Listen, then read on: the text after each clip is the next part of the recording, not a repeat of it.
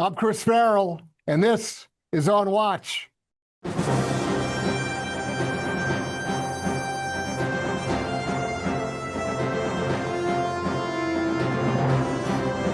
Welcome to On Watch, everybody, the Judicial Watch podcast, where we go behind the headlines to cover news and information the old legacy media really does not want you to know about. We try to recover some lost history and explain the inexplicable. Today, we're very fortunate to have joining us Jon Levine. He is a reporter for the Washington Free Beacon. Jon, welcome to On Watch. Thank you very much for having me. Pleasure to be here. Jon, you've written a fantastic story just a couple of days back that talks about a big Hollywood celebrity, star-studded sort of fundraising event that raised a ton of money, and then you kind of explain where that money went. Why don't you give our viewers and listeners a taste of your reporting? Right. Well, so we all remember the California wildfires at the beginning of this year. It was a terrible tragedy. Much of, California burned down, and there were several different locations. It was the worst fires in that state's history. And celebrities, God bless them, they organized a big benefit concert called Fire Aid, and they raised $100 million. And, everyone was performing there. A lot of celebrities you've heard of, like Lady Gaga and all the rest. And 100 million is raised. And then they say a month later, we're going to make sure this money is spent equitably. And the second I read the word equitably, I know, okay. Right, all your alarms go off. There's a few words when progressives use them. Equitable equity is one of them. Right. And I'm like, all right. I don't normally associate Lady Gaga with equity either. Some of that. Yeah. So there had been some report. There were some bubbling up on social media that this money was being wasted, but no one really had done a deep dive into it. And Fire Aid lists all of the organizations that they're giving the money to on their website. Now, to be clear, Fire Aid doesn't directly give money to impacted people, to victims of the fire. They give it to 160 different nonprofits, most of them based in California, to distribute to people in California. And again, when I hear we're giving the money to California nonprofits plus equity, I know there's going to be something under that rock. So just I spent the day looking at all the nonprofits, 160 of them on their website, one after. So this is a big fundraising concert. Right. It's at the end of January. Right. It's Lady Gaga you mentioned in passing, but there's other stars. Yeah, many names. Ooh, Billie Eilish was there. Many people were there. And the $100 million that's raised at this concert event, or connected to it in some way, goes to this umbrella group, which is Fire Aid. And so they got the $100 million, and then they turned around and distributed it out using the magic word equitably, whatever that means, to these 160 other smaller groups. And who are some of the cast of characters in that lineup? You say equitably, whatever that means, but we do know what equitably means. Equitably means that there's going to be racial preferences in the distribution of funds. And when I asked Fire Aid, I said, can you tell me if these funds are going to be spent in a race-neutral way? Would not answer it. And it's very clear why they wouldn't answer it, because you saw money given to nonprofits that explicitly say no white people should apply, that the grant money is explicitly for Black and brown Californians, and if you are white, you cannot apply to receive money. That's pretty outrageous. So multiple nonprofits were distributed. Multiple nonprofits said white people should not apply. That's correct. Okay, so that's their criteria, or at least for some of them it is. And by the way, there were at least 3 nonprofits that primarily work with illegal aliens living in California. These aren't even U.S. citizens, so they're here illegally breaking our laws, and they're receiving Fire Aid money when they should be receiving a summons from ICE. They're getting this money that was dedicated for actual victims of the fire. So they at least 3 different nonprofits primarily did illegal aliens. So in your experience, can any organization dealing with hundreds of millions of dollars or even $1 million, can they go around and explicitly decline or refuse to engage with persons of different races? It seems illegal, right? Like I was always grow up, treat everybody equally, not skin color, and there's anti-discrimination laws that we're all familiar with. It's illegal to discriminate based on the color of your skin and your race or ethnicity. This is basic America 101 stuff, and yet many nonprofits, and this is really the underpinnings of the concept of equity, which is that it's okay to discriminate against quote unquote privileged groups in favor of historically underrepresented groups. That's the underlying philosophy. So that's why these California nonprofits have no shame at all saying this money is exclusively for Black and brown people. So you've done some really doing that. It's part of their ideology. You've done some tremendous and very detailed reporting on this, and you've asked them for comment, and they either don't respond or they give you, double talk back. Yeah, no response. Is there any other criticism? Has anybody else stepped up on this and really put them under the magnifying glass and said, "Hey, what the hell are you doing?" I don't know. I mean, FireAid says that they have gotten outside counsel, called a law firm called Latham and Watkins, to do an outside review of how the money was spent. And they will, that review is still underway. And I don't know, maybe Latham and Watkins will find stuff, but I'm very suspicious of these outside reviews because at the end of the day, who's paying Latham and Watkins? Right.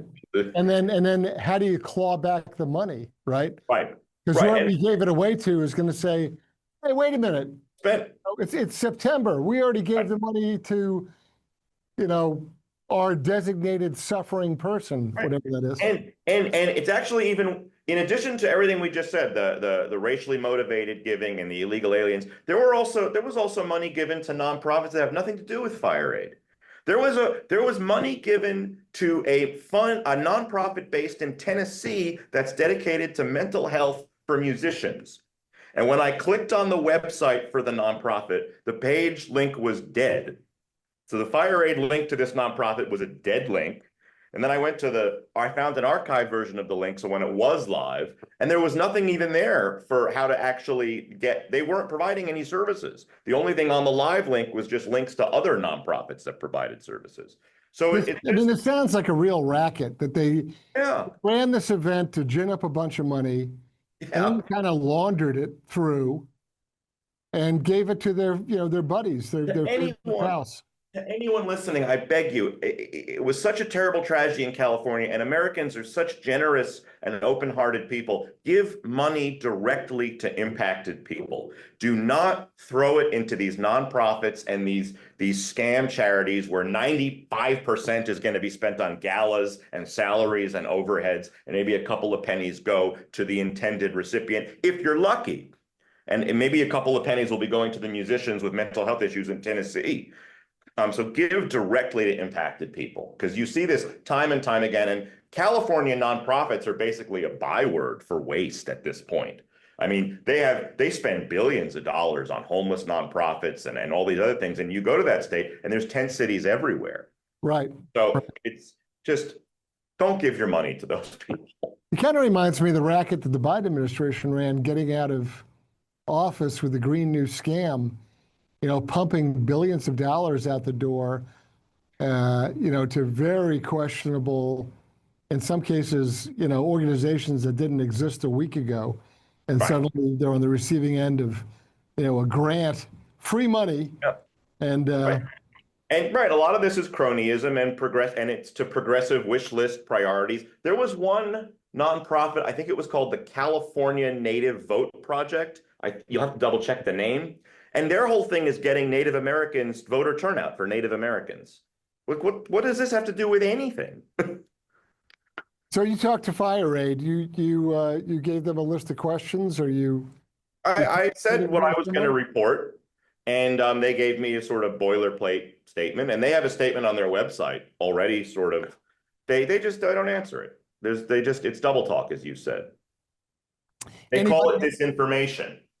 Did anybody respond substantively? Did anybody come back to you and say? I have not gotten a single substantive response. And unfortunately, the way the media environment is today, a group like FireAid can simply say, this is disinformation, this is right-wing disinformation. And I didn't do any rocket science. Anyone can go to the links that I went to on their website, but people will just, FireAid says it's disinformation, and oh, the Free Beacon, we can't trust them, and they're in like the FireAid people and the people that are donating in this whole ecosystem, they're in like a Bermuda news triangle where it's New York Times, CNN, NPR, and nothing can penetrate. Right. Nothing gets in unless those institutions cover it.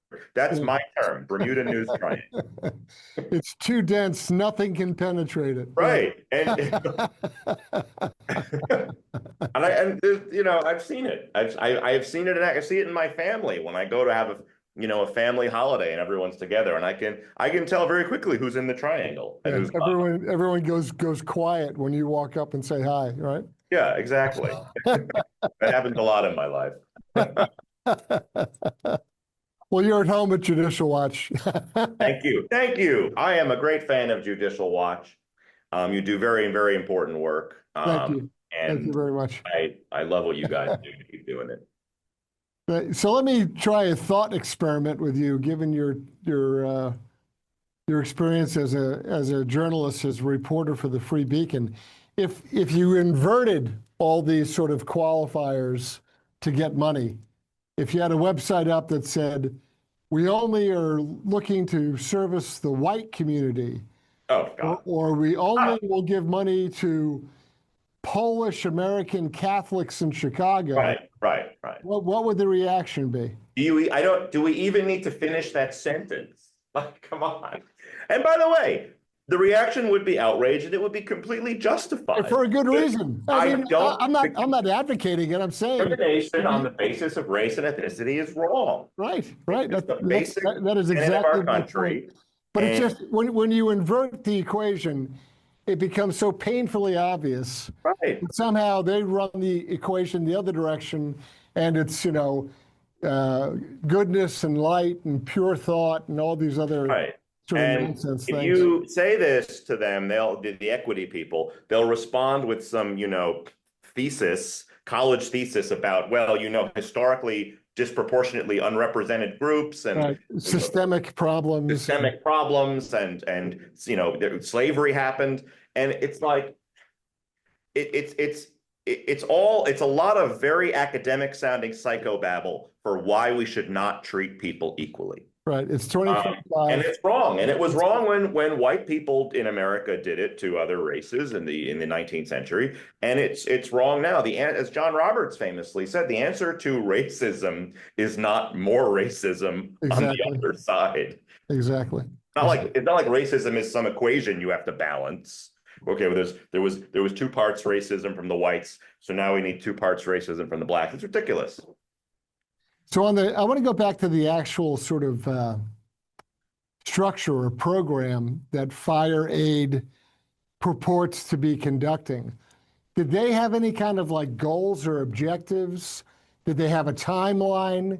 I mean, normally, if you've raised a lot of money for a purpose, you would say, these are our 3 objectives, and we hope that within 6 months we will have achieved A, and within a year we will have achieved B. Are there any kind of measurements, any kind of analysis? It's extremely nebulous. And, the term I think we would use is key performance indicators. And there aren't any key performance indicators. And that's why you can give money to the Musicians Mental Health Fund of Tennessee. With their non-working website. But the website doesn't work because there's no guidelines. It's give to what feels good. And I don't know this to be true, but it wouldn't shock me if there was a lot of cronyism and there was a lot of like, hey, my friend is the producer for Lady Gaga and she, works at, and her sister is, I wouldn't be shocked if there's a lot of that going on because some of these groups are just so extraneous to the mission. And if you talk to people in California, the overwhelming thing you will hear is how they haven't seen any money. I cannot find. Well, that's really the bottom line, right? I mean, that's right. How many homes have been rebuilt? How many homes have been rebuilt? It's a number very close to 0. And we're like more than 6 months out now. And where are people living? It's a crazy situation. And it's so sad because there was so much money available. So much money was raised, and it's just it is itself now on fire. And you talk about, absolute premium real estate, right? It's like the best of the best, the whole Malibu area and other portions, other neighborhoods around that burned.